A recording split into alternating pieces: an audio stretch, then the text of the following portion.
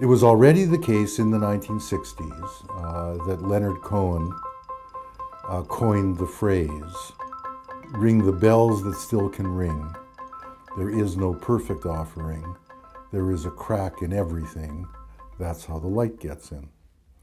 I heard him say at a concert in Toronto, the 60s only lasted 15 minutes. It's been an unfinished revolution.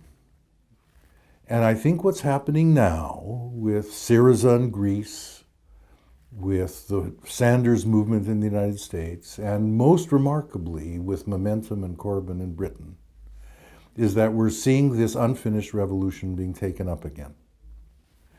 And we see, tragically, that a great many people are turning to nationalists, xenophobes, sexists, homophobes, because the social democratic left so embraced this globalized capitalism. We have to revise a left, which I think is now happening with this shift from protest to politics. People have understood since Occupy that you can protest outside the state, outside the multinational corporations till hell freezes over, and you won't change the world.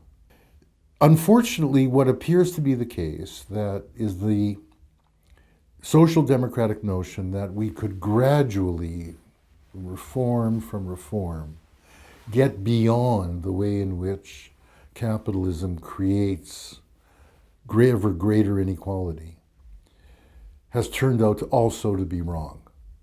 We're going to have to get to the point where people are prepared to support, and it will involve a lot of conflict, turning the City of London, the financial sector, into a public utility.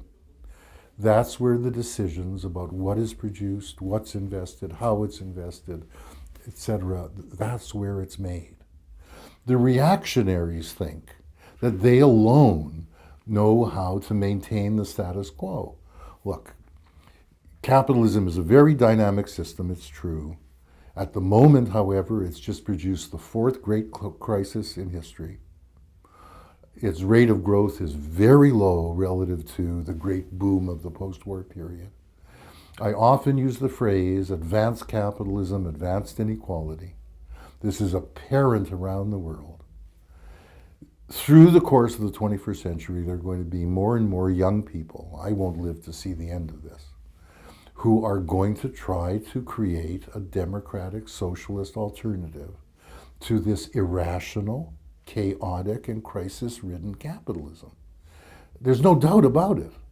People simply need to commit themselves to figuring out how to do it properly, from learning from the cracks.